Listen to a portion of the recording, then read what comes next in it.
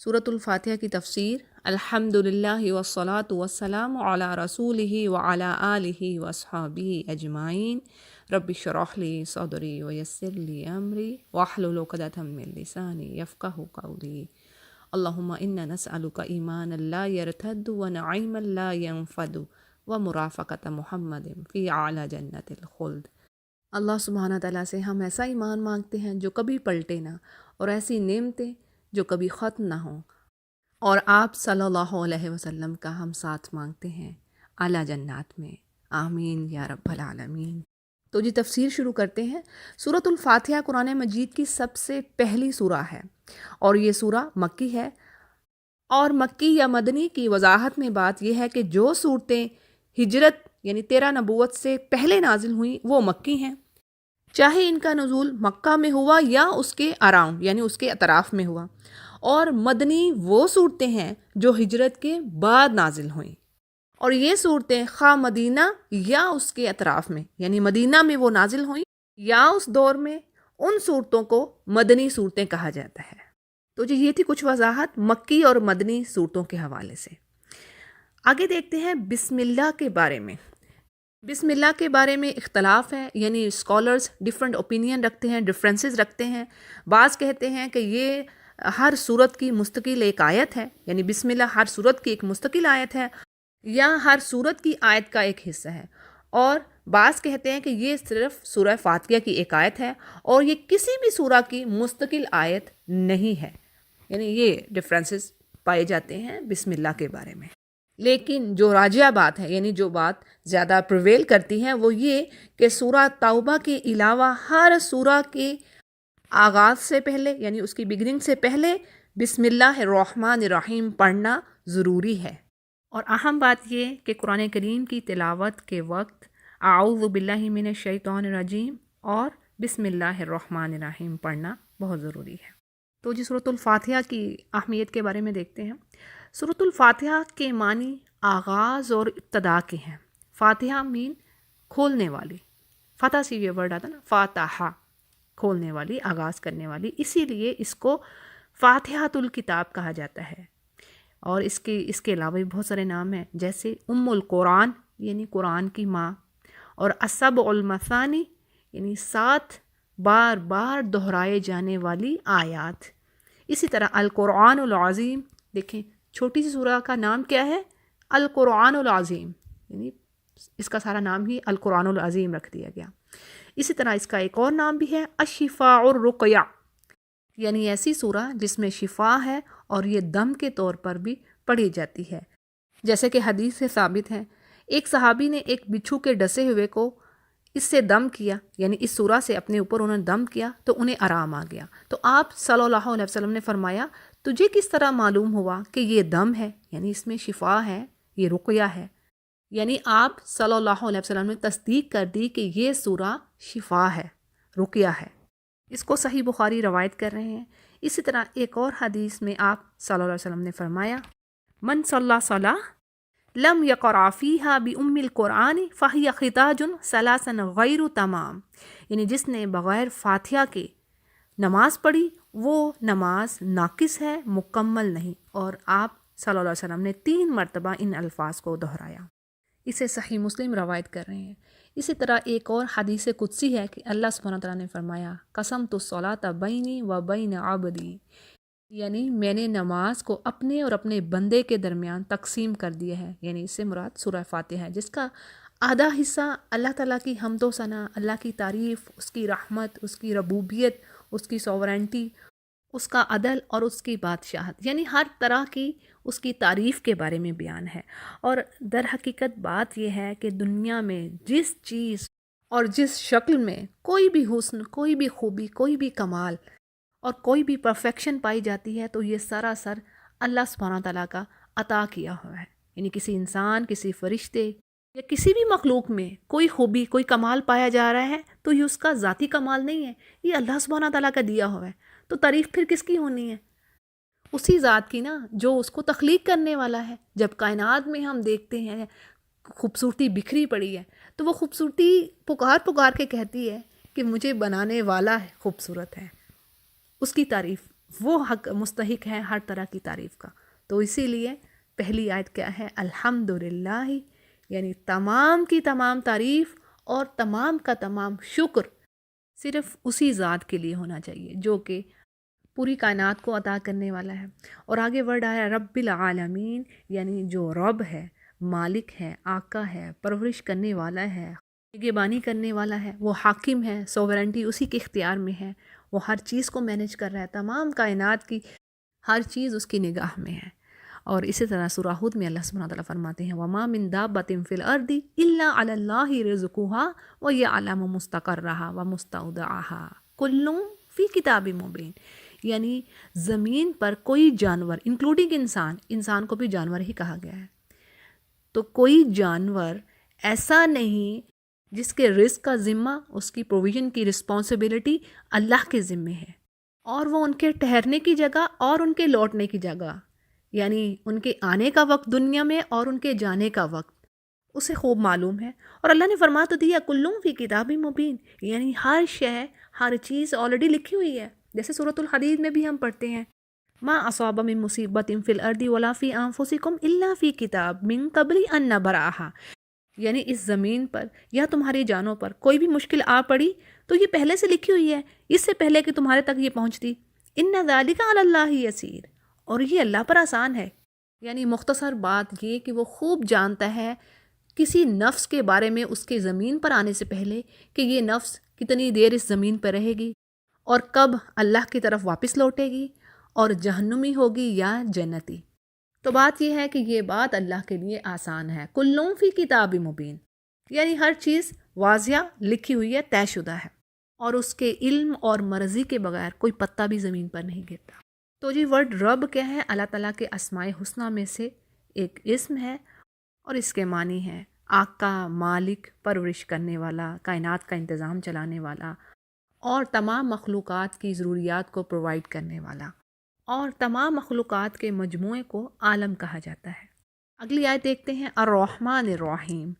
الرحمن کے ورڈ میں مبالغے کا صیغہ ہے جس میں کثرت اور دوام کا مفہوم پایا جاتا ہے، یعنی اسٹیبلٹی اور ابینڈنس، کثرت کسی چیز کی، شدت، اور اس کو یوں سمجھے کہ رحمان کی رحمت ٹھاٹھے مارتے ہوئے سمندر کی مانند ہے، اور اس کا جوش و خروش کبھی کم نہیں ہوتا، یعنی ایسی رحمت جو نہ کم ہو نہ ختم ہو، یعنی ہمیشہ اپنے جوش میں ہی رہے۔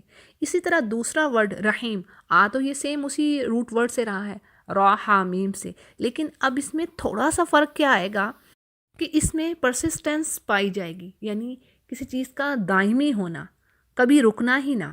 جیسے ہم عام مثال سے سمجھتے ہیں، آپ دیکھیں انسانی جذبے جو ہوتے ہیں، جو ایموشنز ہیں، ان میں اسٹیبلٹی نہیں پائی جاتی۔ آج انسان کچھ سوچ رہا ہے، اس کے میں بھی کسی کے لیے وہ بڑا اچھا جذبہ رکھ رہا ہے، اچھی فیلنگز رکھ رہا ہے، یعنی اسے اس سے محبت ہے، لیکن کیا ہے، یہ جو جذبات ہیں، یہ جو ایموشنز ہیں، ہم ان میں دوام نہیں پاتے، یہ ایک طرح نہیں رہ سکتے کچھ عرصہ گزرنے کے بعد بھی، یعنی ایسا نہیں ہو سکتا کہ ایک ہی حالت میں وہ چیز ہمیشہ رہے، کوئی بھی چیز۔ تو اسی لیے ہم دعا پڑھتے ہیں نا، یا مقلب القلوب ثبت قلوبنا علی دینک، یعنی اے دلوں کو پلٹنے والے، ہمارے دل کو دین پر قائم رکھ۔ دل کیا ہے انسان کے؟ الٹتے پلٹتے رہتے ہیں۔ تو بات یہ ہے کہ انسانی جو ایموشنز ہیں وہ ان میں دوام نہیں، اسٹیبلٹی نہیں ہے، وہ ایک جیسے ہمیشہ ایک جیسے نہیں رہ سکتے۔ جیسے آج آپ کو اپنی کوئی سہیلی بہت ہی پسند ہے، لیکن آپ کو نہیں معلوم کہ کچھ وقت گزرنے کے بعد آپ کے اور اس کے تعلقات میں کیسا بگاڑ آ جائے، آپ کے کیا ریلیشن ہو، آپ اس کو ناپسند کرنے لگے، یعنی کیا ہوا، جو جذبے پہلے تھے وہ گم ہو گئے، وہ ختم ہو گئے۔ اسی بات کو ہم اس طرح بھی سمجھتے ہیں کہ بعض اوقات ایسا ہے کہ کوئی انسان کسی یتیم بچے کو دیکھتا ہے، اس کے ماں باپ کسی حادثے میں اس سے دور ہو گئے، اپنے خالق حقیقی کو جا ملے۔ اب کیا ہے، اس وقت انسان دیکھتا ہے تو اس کے دل میں خوب رحم کا جذبہ پیدا ہوتا ہے، اور ایسے ایموشنز اور خیالات، ایسی فیلنگز اس میں آتی ہیں کہ وہ چاہتا ہے کہ اس یتیم بچے کو وہ پال لے اور وہ اپنے ساتھ گھر لے آتا ہے۔ اب ہوتا کیا ہے، کچھ عرصہ گزرنے کے بعد، کچھ وقت کے بعد، حالات کی گرمی سردی دیکھنے کے بعد، وہی شخص جس کے دل میں رحم کا جذبہ ابھر کے آ رہا ہوتا ہے اس بچے کے لیے، وہ یہ سوچ رہا ہوتا ہے کہ اس نے کیا مصیبت اپنے گلے ڈال لی، یعنی وہ کیوں اس کو لے آئے۔ اب وہ جو رحم کا جذبہ وہ کہاں گیا؟ تو بات یہ ہے کہ انسانی ایموشنز میں، فیلنگز میں آپ ٹھہراؤ نہیں پاتے، اسٹیبلٹی نہیں پاتے، ایون کسی بھی مخلوق میں، یعنی یہ فارمولا ہر جگہ پہ اپلائی ہوگا سوائے اس ہستی کے۔ اب دیکھیں نا، یہ اس کی رحمت ہی تو ہے کہ وہ کافر اور مومن بغیر فرق کیے سبھی کو رزق دے رہا ہے اس دنیا میں، لیکن کیا ہے کہ آخرت میں اس کی رحمت صرف اور صرف مومنین کے لیے ہوگی، یہ اللہ سبحانہ تعالیٰ نے فرما دیا ہے۔ اگلی آیت ہے مالک یوم الدین، یعنی یوم جزا و سزا کا، یوم قیامت کا مالک کون ہے؟ وہی رب العزت، اور صرف اسی کے پاس اختیارات ہوں گے کسی کو جزا سزا دینے کے۔ دنیا میں بھی اگرچہ دیکھیں مکافات عمل جاری ہے، یعنی جو اچھے کام کرنے والا اللہ تعالیٰ اس کی دنیا بھی اچھی بناتا ہے، اور جو برے اعمال رکھنے والا ہے اللہ تعالیٰ دنیا میں بھی اس کو اس چیز کا مزہ چکھاتا ہے، یعنی آخرت میں تو اللہ نے کہہ دیا ہے کہ یہ اس سے عذاب سے بڑھ کر ہوگا جو دنیا میں ہے۔ لیکن اہم بات ہمارے لیے کیا کہ اس روز ہر چیز کا اختیار سبحان اللہ اس ہستی کے پاس ہے جو بڑی رحیم ہے، ودود ہے، غفور ہے۔ یہ اس کی رحمت ہی تو ہے کہ وہ گناہوں پر فوری پکڑ ہی نہیں کر رہا۔ قرآن کریم میں اللہ نے فرما دی کئی جگہ پر کہ میری رحمت ہی کی وجہ سے تو تم اس دنیا پر چل پھر رہے ہو، یعنی اگر میں تمہارے گناہوں کی وجہ سے تمہیں پکڑنے لگا ہوں تو ایک بھی زمین پر نہ بچے۔ اور سب سے بڑی بات یہ، بڑی سمپل سی بات کہ الحمدللہ اس روز سارا اختیار اس کے پاس ہے، یعنی وہ ہماری خطاؤں کو ہو سکتا ہے تو بخش دے۔ لیکن آپ سوچئے اس کے برعکس اگر فیصلہ کرنے کے اختیارات اللہ انسانوں کو دے دیتا تو پھر کیا ہوتا؟ پھر تو کوئی جنت میں جانا ہی نہیں تھا، پھر تو ہر کسی نے دوسرے کی ٹانگ ہی کھینچ رہے ہونا تھا۔ تو الحمدللہ یہ اس کا فضل ہے، اس کا کرم ہے کہ اس دن تمام اختیارات اسی کے پاس ہوں گے، وہ مالک ہوگا، وہ بادشاہ ہوگا، اور وہی اپنی رحمت سے انسانوں کو جنت میں داخل کرے گا۔ اور یہ بات حدیث سے پتہ چلتی ہے کہ جنت کے دروازے، یعنی جن کی چوڑائی زمین و آسمان کی چوڑائی کے برابر ہے، تو وہاں پر بھیڑ لگ جائے گی، یعنی جنت کے دروازے پر بھی لوگوں کا ہجوم ہوگا۔ تو بات یہ ہے کہ رحمان کا ورڈ عربی زبان میں بڑے مبالغے کا صیغہ ہے، اور اللہ کی رحمت اور مہربانی اپنی مخلوق پر اتنی زیادہ ہے اور اس قدر وسیع ہے اور ایسی بے حساب ہے کہ اس کی فراوانی کا حق ادا کرنے کے لیے رحیم کا لفظ بھی استعمال کیا گیا ہے، یعنی رحمان کے بعد رحیم بھی۔ اور دیکھیے اللہ سبحانہ تعالیٰ اپنی تعریف کے بعد اپنا تعارف کیسے کروا رہا ہے کہ جو بہت زیادہ رحیم ہے، رحمان ہے، تمہیں محبت کرنے والا ہے، 70 ماؤں سے بڑھ کر تمہیں محبت دینے والا ہے، وہ تمہاری خطاؤں کو معاف کرنے والا ہے، تمہارے عیبوں کو وہ چھپاتا ہے کوئی اس جیسا جو تمہیں چاہے؟ نہیں، اس جیسی محبت کوئی نہیں دے سکتا۔ بس بات یہ ہے کہ وہ دل کہاں سے آئیں اس محبت کو سمجھنے کے لیے، اس کی قدر کرنے کے لیے۔ ما قدر اللہ حق کا قدری، انسانوں نے قدر نہ کی اللہ کی جیسے کرنے کا حق تھا۔ کیا انسان اپنے جسم کی طرف نہیں دیکھتا؟ ایک ذرا سی تکلیف ہمیں آتی ہے یا کوئی بیماری آ جائے تو پتہ چلتا ہے اچھا وہ اعضاء، وہ باڈی پارٹ کیسے کام کر رہا تھا، وہ ہمیں کن پرابلم سے بچا رہا تھا اور ہمیں کیا بینیفٹ دے رہا تھا۔ تو یہ اس وقت ہمیں پتہ چلتا ہے جب وہ چیز خراب ہوتی ہے، یعنی اللہ کی نعمتوں کا احساس۔ ان تعدوا نعمت اللہ لا تحصوها ان اللہ لغفور الرحیم، سورہ نحل میں اللہ فرما رہے ہیں، اور جگہ جگہ یہ قرآن کریم میں آتا ہے کہ تم اگر اللہ کی نعمتوں کا شمار کرنا چاہو تو نہیں کر سکو گے، تم گن نہیں سکتے اللہ کی رحمتیں اور کرم۔ ابھی دنیا میں تو کافروں پر بھی ہے، دیکھیں، بلکہ کافروں کو تو شاید زیادہ ہی دے رکھا ہے۔ آج تو یہی وقت چل رہا ہے نا، پریویل کر رہے ہیں نا، دنیاوی طور پر وہ چھائے ہوئے ہیں، پر دینے والی ذات وہی ہے، اور وہ جسٹ ہے، انصاف پسند ہے، وہ انصاف کرنے والا ہے۔ ایسا نہیں ہو سکتا کہ اگر وہ چیٹنگ نہیں کر رہے کسی چیز میں، وہ اپنے ڈیلنگز میں فیئر ہیں، اپنے بزنس میں فیئر ہیں، تو اللہ ان کو دے نا، نہیں، ایسا تو ہو نہیں سکتا ہے نا انصاف کے ساتھ۔ اور ایسا نہیں ہو سکتا کہ کوئی مسلمان ہے، کہنے کو تو وہ کلمہ گو ہو، لیکن وہ اپنے معاملات میں لوگوں کو چیٹ کر رہا ہے، ڈوج دے رہا ہے، فیئر نہیں ہے، تو کیسے اللہ اس کو پراسپیرٹی دے، کیسے اس کو آگے بڑھائے؟ تو اللہ انصاف پسند ہے۔ تو جی بات یہ ہے کہ وہی مالک ہے اس دن کا، الحمدللہ۔ اور یہاں تک کہ آیات میں ہم نے اللہ کی تعریف سمجھی، اس کی ساورنٹی کے بارے میں جانا، اس کی بادشاہت کے بارے میں جانا، اس کا تمام کائنات کا رب ہونا جانا، اور اب آگے سے دوسرا حصہ شروع ہو رہا ہے، یعنی اب انسان اپنی مکمل عاجزی کا اظہار کر رہا ہے اس رب کے آگے۔ یعنی کیا کہہ رہا ہے؟ ایاک نعبد و ایاک نستعین، یعنی اے میرے رب میں تیری ہی عبادت کرتا ہوں اور تجھ ہی سے مدد مانگتا ہوں۔ پہلی چیز جس کو ہم دیکھتے ہیں وہ ہے عبادت۔ تو ذرا عبادت کو جانیے کہ عبادت کیا ہے۔ یعنی یہ آپ کے ذہن میں تصور نہیں ہونا چاہیے کہ اللہ کوئی ایسی ہستی ہے کہ جس سے صرف خوف ہی رکھا جائے، کیونکہ اکثر ہم ٹرانسلیشن میں دیکھتے ہیں تقویٰ کے معنوں میں لکھا ہوتا ہے اللہ کا خوف۔ تو حقیقتاً بات یہ ہے کہ اللہ کا خوف اس کی محبت کے ساتھ ہونا چاہیے۔ بات سمجھے؟ یعنی عبادت کیا چیز ہے؟ عبادت میں اطاعت، فرما برداری، بندگی، اس کی غلامی، لیکن ساتھ اس کی محبت، شدید محبت ہو اس کے ساتھ۔ یعنی جیسے ہم اپنے پیرنٹس سے محبت رکھتے ہیں، لیکن ہمیں ایک چیز کا خوف ہوتا ہے۔ خوف کس چیز کا؟ یعنی ہم ان کے ناراض ہو جانے سے ڈرتے ہیں۔ یعنی ڈر ایسا ہے جس میں اتنی محبت ہوتی ہے کہ ہم نہیں چاہتے کہ وہ ناراض ہوں۔ صحیح؟ تو ایسی محبت، یعنی اس سے کئی گنا بڑھ کر محبت اللہ سے ہونی چاہیے۔ جیسے مثال کے طور پر سورۃ البقرہ میں اللہ فرماتے ہیں فَإِذَا قَضَيْتُم مَنَاسِكَكُمْ فَاذْكُرُوا اللَّهَ كَذِكْرِكُمْ آبَاءَكُمْ أَوْ أَشَدَّ ذِكْرًا۔ یعنی یہاں پر حج کی بات آئی ہے، اگرچہ بات حج کے مناسک ادا کرنے اس سے ریلیٹڈ ذکر ہے کہ بھئی جب تم اپنے مناسک ادا کر لو تم اللہ کو یاد کرو، اور جیسے کہ تم اپنے آبا کو یاد کرتے تھے، بلکہ اس سے بڑھ کر تو اللہ نے خود ہی قرآن میں ہمیں سمجھا دیا کہ تم نے کس قدر محبت مجھ سے رکھنی ہے۔ اور حدیث کے الفاظ بہت ہی خوبصورت ہیں کہ آپ صلی اللہ علیہ وسلم نے فرمایا جس کو اللہ اور اس کا رسول دنیا کی ہر چیز سے بڑھ کر عزیز ہو گیا تو سمجھو اس نے ایمان کا مزہ چکھ لیا۔ تو جی یہ تھے اصل معنی عبادت کے، یعنی اللہ کی اطاعت، اس کی فرمان برداری، اس کی شدید محبت کے ساتھ۔ اور آگے بات ہے وَإِيَّاكَ نَسْتَعِينُ، اور ہم تجھی ہی سے مدد مانگتے ہیں۔ یعنی ہم کیا کہہ رہے ہیں کہ یا رب تیرے ساتھ ہمارا تعلق صرف عبادت تک ہی محدود نہیں، بلکہ ہمیں زندگی کے ہر موڑ پر جو رہنمائی، جو مدد درکار ہے وہ تجھی سے تو ہے، وہ اس کے لیے ہم تیری طرف ہی تو رجوع کرتے ہیں۔ یعنی تو ہی تو ساری کائنات کا رب ہے، اور ساری طاقتیں تو تیرے ہاتھ میں ہیں، اور ساری نعمتوں کا تو اکیلا ہی مالک ہے، اور تو ہی تو ہے اپنے بندوں کی ہر طرح کی ضروریات کو پورا کرنے والا۔ تو یا رب ہم تیری طرف ہی بڑھتے ہیں، تیرے آگے ہی ہمارا ہاتھ پھیلتا ہے، تیرے آگے ہی ہم اپنی جھولی پھیلاتے ہیں، اور تیری ہی مدد پر ہمارا اعتماد اور ہم توکل کرتے ہیں، یعنی تجھی پر ہم ٹرسٹ کرتے ہیں۔ تو یہ ہیں چند باتیں جو نستعین کے ورڈ کو ڈسکرائب کر رہی ہیں۔ اب دیکھیں سوچنے کی بات یہ ہے کہ کیا ہم اسی طرح کر رہے ہیں جو اللہ ہم سے چاہتا ہے؟ یعنی اللہ نے فرمایا کہ تم میری عبادت کرو اور مجھے سے مدد مانگو، یہ اللہ فرما رہے ہیں نا کہ یہ طریقہ کار تم نے کرنا ہے۔ ایاک نستعین، ہمارا کیا حال ہے؟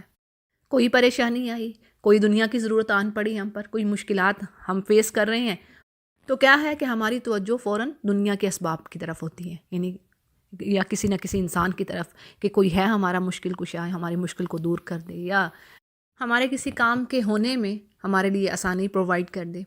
تو بات یہ ہے کہ اگرچہ یہ باتیں بھی اسلام کے منافی نہیں ہیں، جیسے ہمارا دین ہمیں ایک دوسرے کی مدد کرنے پر، ایک دوسرے کے لیے احسار، قربانی، ہمدردی کا جذبہ رکھنے پر اکساتا ہے، ہمیں یہی ٹیچنگ دی جاتی ہیں۔ یعنی یہ اللہ کا بنایا ہوا نظام ہے جس میں انسان دوسرے انسانوں سے کچھ نہ کچھ مدد حاصل کرتا ہے۔ جیسے کوئی بیمار ہوا تو اس نے ڈاکٹر سے مدد حاصل کرنی ہے، اور اللہ چاہتا ہے کہ انسان اپنی بیماری کے لیے علاج اور دوا کرے۔ تو بات یہ ہے کہ یہ سارا ایک نظام ہے اللہ سبحانہ تعالیٰ کا بنایا ہوا، جس میں سارے کام ظاہری اسباب کے مطابق ہی ہوتے ہیں، یہاں تک کہ یعنی دیکھیں جو ہمیں مینز نظر آ رہے ہیں دنیا میں ان کو یوز کرنے میں کوئی حرج نہیں ہے، جیسا کہ انبیاء نے بھی انسانوں کی مدد حاصل کی۔ جیسے عیسیٰ علیہ السلام نے اپنے حواریوں سے کہا من انصاری الی اللہ، یعنی میرا مددگار کون ہوگا دین کے معاملے میں، یعنی دین کے معاملے میں میرا کون مددگار ہوگا۔ اسی طرح مومنوں کو بھی اللہ سبحانہ تعالیٰ نے یہ ہدایت کی ہے، جیسے سورۃ المائدہ کی آیت نمبر 2 میں بات آتی ہے تعاونوا علی البر والتقوی، یعنی اے مومنوں نیکی اور تقوی کے کاموں پر ایک دوسرے کی مدد کرو۔ تو بات یہ ہے کہ اس طرح کی مدد اور تعاون، کوآپریشن یہ ممنوع نہیں ہے، بلکہ انہی چند پرنسپلز، بہترین اصولوں پر، اچھے اخلاق پر، احسار، ہمدردی کے جذبات پر، ایک دوسرے کے لیے سیکریفائس کرنا، ایک دوسرے کا خیال کرنا، انہی اصولوں پر بہترین سوسائٹی بیس کرتی ہے، یعنی انہی اصولوں پر ایک خوبصورت معاشرہ بنتا ہے۔ تو لیکن اس کے دوسری طرف یعنی اس کے برعکس معاملہ کیا ہے کہ جب کوئی شخص کسی ایسے شخص سے مدد طلب کر رہا ہے جو کہ ظاہری اسباب کے لحاظ سے اس کی کوئی مدد نہیں کر سکتا، یعنی اس کے پاس کوئی ایسے مینز نہیں ہے کہ وہ آپ کی کسی قسم کی مدد کر سکے، جیسے کسی فوت شدہ شخص کو مدد کے لیے پکارنا اور یہ سمجھنا، یعنی یہ عقیدہ رکھنا کہ یہ میری مشکلیں دور کرے گا اور یہ میرے کام بنائے گا، یعنی دنیا کے میرے کام بنانے والا یہ شخص ہے جو کہ قبر میں پڑا ہوا ہے، اور جن کے بارے میں اللہ سبحانہ وتعالیٰ فرماتے ہیں کہ مردہ کو آپ کچھ سنا نہیں سکتے. تو یہ ہے شرک. اور دیکھیں اگرچہ شرک کی جو ڈیٹیل ہے وہ بہت لمبی ہے، لیکن یہاں پر ایک چیز سمجھ لیجئے کہ کسی کو اللہ کے برابر لا کھڑا کرنا، یعنی جو اللہ کی صفات ہیں، یعنی اللہ فرما رہا ہے کہ تم مجھ سے مدد حاصل کرو، مجھ ہی سے مدد مانگو. تو ہم یہ سوچیں کہ کوئی ایسا شخص یا کوئی ایسی ہستی جو کہ اس کے پاس کوئی ظاہری مینز نہیں ہے، کوئی کچھ نہیں ہے، لیکن ہم کیا بلیو رکھ رہے ہیں کہ یہ ہمیں سب کچھ عطا کرے گا. اور اسی طرح اللہ کی محبت میں، یعنی کہ جیسے محبت اللہ سے ہونی چاہیے، جو اس کا رب ہے، جو اس کا بنانے والا ہے، جس نے اس کو سب کچھ دیا ہے، یہ جسم، یہ آنکھیں، یہ کان، یہ دل. قرآن کریم میں جگہ جگہ اللہ نے فرمایا کہ میں نے ان کے لیے کان بنائے، آنکھیں بنائی، دل بنائے. تو کیا یہ ان چیزوں سے فائدہ نہیں اٹھاتے؟ کیا یہ ان چیزوں کو استعمال میں نہیں لاتے؟ تو اہم بات یہ جان لیجئے کہ اللہ سبحانہ تعالیٰ شرک ہرگز پسند نہیں کرتا. یعنی اللہ نہیں چاہتا کہ اس کی محبت میں یا اس کے پاس جو طاقتیں ہیں اس کے برابر کسی اور کو ہم لا کھڑا کریں اس کے سامنے. یعنی جو ضروریات اللہ نے پوری کرنی ہے وہ اللہ سے مانگنے کی بجائے کسی اور سے کریں. اور یہ اس قدر ناپسند ہے، اس قدر ناپسند ہے بات اللہ کو. اللہ نے قرآن میں فرما دی ہے کہ دیکھو شرک نہ کر کے آنا، تم جو بھی کر کے آؤ گے گناہ، ہو سکتا ہے اللہ بخش دے. امیجن کریں یہ بات، ذرا امیجن کریں. اللہ نے فرما دی ان الشرک لظلم عظیم، سورہ لقمان کی آیت ہے کہ بے شک شرک جو ہے بہت بڑا ظلم ہے، بہت بڑا ظلم ہے. اب مجھے بتائیے گناہ کتنے ہوتے ہیں؟ کتنی طرح کے گناہ لوگ کرتے ہیں. کوئی ڈاکہ ڈال رہا ہے، کوئی زنا کر رہا ہے، کوئی کسی پر ظلم کر رہا ہے، کوئی غیبت کر رہا ہے، کوئی جھوٹ بول رہا ہے، کوئی مظلوموں کو قتل کر رہا ہے، کوئی عدل و انصاف سے کام نہیں لے رہا. یعنی یہ گناہوں کی چند صورتیں ہیں جو کہ دنیا میں ہو رہی ہیں. لیکن ان گناہوں سے بڑھ کر آپ امیجن کر لیجئے کہ یہ سارے جو گناہ میں نے گنوائے اور مزید اور بھی ہوں گے، ان سے بڑھ کر اللہ نے کہہ دیا ہے شرک، یعنی اللہ کے ساتھ شریک ٹھہرا دینا کسی کو. سارے کے سارے اعمال ضائع کر کے رکھ دے گا. کیا فائدہ؟ یعنی کتنی نمازیں پڑھی جا رہی ہیں، روزے رکھے جا رہے ہیں، وضو کیے جا رہے ہیں، کیا کچھ ہو رہا ہے، لیکن اگر اللہ کے ساتھ شرک کر دیا، اللہ کی محبت کے ساتھ کسی دوسرے کو بھی ایسی محبت، بلکہ اس سے بڑھ کر اللہ سے بڑھ کر محبت اسے دے دی اور اسی ہی مشکل کشا سمجھا، تو کیا ہوا؟ سارے کے سارے اعمال ضائع، ختم. اور اللہ نے قرآن میں کہہ دیا ہے دیکھو تم جو بھی گناہ کر کے آؤ گے، ہو سکتا ہے میں بخش دوں، ہو سکتا ہے میں معاف کر دوں، یغفر دون ذالک، لیکن شرک نہ کر کے آنا، میرے ساتھ شرک نہ کر کے آنا، یہ میں معاف نہیں کروں گا. اب دیکھیں اس طرح ایک اور مثال سے ہم سمجھتے ہیں. آج ہم کافروں کو دیکھتے ہیں، کچھ نان بلیورز ایسے ہیں، بڑے اچھے اخلاق کے ہیں، بڑی چیریٹی کرنے والے ہیں، رفاہی کاموں میں، سوسائٹی کے کاموں میں کافی خرچ کرنے والے ہیں، وہ بھلائی کے کاموں میں وہ لگے ہوئے ہیں. تو کیا ان کے اعمال اللہ کے ہاں مقبول ہیں، قبول کیے جائیں گے؟ اللہ ایکسیپٹ کرے گا ان کو؟ ہرگز نہیں، ہرگز نہیں. آج تو ہم دیکھ رہے نا، واہ مطلب یہ ایسے ہے، یہ دیکھو یہ ہے تو کافر، لیکن دیکھو اس کا اخلاق کیسے اچھا ہے، دیکھو یہ کتنا جینرس ہے، یہ کتنا خرچ کر رہے ہیں. اور اس کے برعکس آپ ایک دوسری مثال دیکھیں کسی مسلمان کی، کہ ہو سکتا ہے وہ اتنا خرچ کرنے والا نہ ہو، بزدل ہو، کمزرف ہو، یا اس میں کچھ اور خامیاں بھی ہو، لیکن ہم نہیں جانتے، یعنی ہے وہ کلمہ گو، ہم نہیں جانتے کہ کب وہ تائب ہو جائے، توبہ کر لے اپنے گناہوں سے، اگر اس میں کچھ فالٹس ہیں وہ ان چیزوں سے ہٹ جائے، باز آ جائے. وی ڈونٹ نو کہ فیوچر میں کیا ہو. لیکن اگر کوئی کافر چاہے وہ کتنا ہی بڑا جنرس ہو، کتنا ہی بڑا زبردست اچھے اخلاق والا ہے، لیکن اگر وہ کفر کی حالت میں ہی مرا تو اس پر اللہ لعنت کر رہے ہیں. سورۃ البقرہ میں اللہ نے فرما دیا نا، ان الذین کفروا وماتوا وهم کفار، بے شک وہ لوگ جنہوں نے کفر کیا اور وہ کفر کی حالت میں ہی مر گئے، اولئک علیہم لعنت اللہ والملائکۃ والناس اجمعین، تو ان پر نہ صرف اللہ کی لعنت، یعنی اللہ کی لعنت تو ہے ہی، ساتھ ساتھ فرشتوں کی بھی، تمام فرشتوں کی بھی لعنت ان پر، اور تمام والناس اجمعین، تمام لوگوں کی لعنت ان پر جو کہ کافر حالت میں ہی مر گئے. تو جی یہ ہے اصل حقیقت اللہ کا بندہ بننے کی اور اللہ کے ساتھ شرک کرنے کی. یہ جو وضاحت میں نے آپ کے آگے رکھ دی کہ بات یہ ہے اللہ کو مطلوب کیا ہے، خالص اس کی بندگی، خالص اس سے محبت اور اس کی عبادت، یہ اس کو مطلوب ہے، یہ چاہیے اسے. دیکھیں عبادت کرنے کے لیے دیکھیں وہی بات ہے کہ فرشتے تو کئی موجود، جو کہ ان کے پاس کوئی فری ول بھی نہیں ہے، لیکن انسانوں کو اللہ نے اختیار دے دیا، دو راستے دکھا دیے، ٹھیک ہے دیکھو یہ راستہ میری طرف آنے والا، یہ راستہ دوسری طرف، اور اللہ نے کہہ دیا کہ بات یہ ہے کہ جو کلمہ طیبہ ہے نا، لا الہ الا اللہ، اس کو چھوٹا نہ جانیے، اس کو ہلکا نہ سمجھیے، تو اور شرک سے پناہ مانگیے۔ ایون ایک شیخ کا کہنا ہے کہ اس دعا کو واجب کر لیں اپنے اوپر۔ کون سی دعا؟ اللہم انا نعوذ بک من ان نشرک بک شیئا نعلمہ ونستغفرک لما لا نعلم۔ اس دعا کو واجب کر لیں، یعنی ہر نماز میں، آپ دن کے اوقات میں آپ اس دعا کو دہراتے رہیں کہ اللہ مجھے شرک سے بچا، کیونکہ آپ صلی اللہ علیہ وسلم نے فرما دی ہے، ایسی دل دہلا دینے والی حدیث ہے کہ اس میں آپ نے فرمایا کہ ہر کوئی شرک کرے گا، اور شرک کی مثال ایسی، یعنی ایسا خفیہ شرک ہوگا کہ کسی کو معلوم ہی بھی نہیں ہوگا اور وہ شرک کر رہا ہوگا۔ جیسے آپ صلی اللہ علیہ وسلم نے فرمایا کہ کالی سیاہ رات میں کالا پتھر اور کالے پتھر پر کالی چونٹی، تو بھلا وہ نظر آئے گی؟ یعنی پتہ بھی نہیں چلے گا کہ انسان شرک کر رہا ہوگا۔ تو بات یہ ہے کہ اس دعا کو ہمیں پکڑ لینا چاہیے کہ ہم اللہ سے پناہ مانگتے رہیں شرک سے، اور جانے یا انجانے میں۔ اور بات تو یہ ہے کہ آپ کو کسی قسم کی مشکل آن پڑی، کوئی پرابلم ہے، کوئی ڈیفیکلٹیز، کوئی ٹربلز ہیں جو فیس کر رہا ہے انسان، تو سب سے پہلے جو اصل کام کرنے کا ہے، اللہ نے فرما دیا قرآن کریم میں جگہ جگہ، وَاسْتَعِينُوا بِالصَّبْرِ وَالصَّلَاةِ، کیا کس چیز سے مدد حاصل کرو؟ صبر سے اور نماز سے، یعنی پہلا کام نماز۔ کئی جگہ پر اپنے پیارے نبی کریم صلی اللہ علیہ وسلم کو اللہ کیا حکم دے رہے ہیں؟ سورۃ الحجر میں آتا ہے کہ اے نبی، ہم خوب جانتے ہیں کہ آپ کا سینہ تنگ ہوتا ہے ان کافروں کی باتوں پر، تو اب آپ نے اس پر کیا کرنا ہے؟ فَسَبِّحْ بِحَمْدِ رَبِّكَ وَكُن مِّنَ السَّاجِدِينَ، یعنی آپ تسبیح کیجئے، اللہ کی حمد کیجئے اور سجدہ کرنے والوں میں سے ہوئیے، یعنی نماز پڑھنے والوں میں سے۔ تو وہی بات آ گئی نا، وَاسْتَعِينُوا بِالصَّبْرِ وَالصَّلَاةِ، ٹھیک ہے؟ تو آپ صلی اللہ علیہ وسلم کے بارے میں بھی کہا جاتا ہے کہ جب بھی آپ کو کسی قسم کی کوئی مشکل آن پڑتی، کوئی ایسا سخت وقت آ جاتا، تو سب سے پہلے آپ صلی اللہ علیہ وسلم وضو کر کے 2 رکعت نماز ادا کرتے تھے اور اللہ سے مدد طلب کرتے۔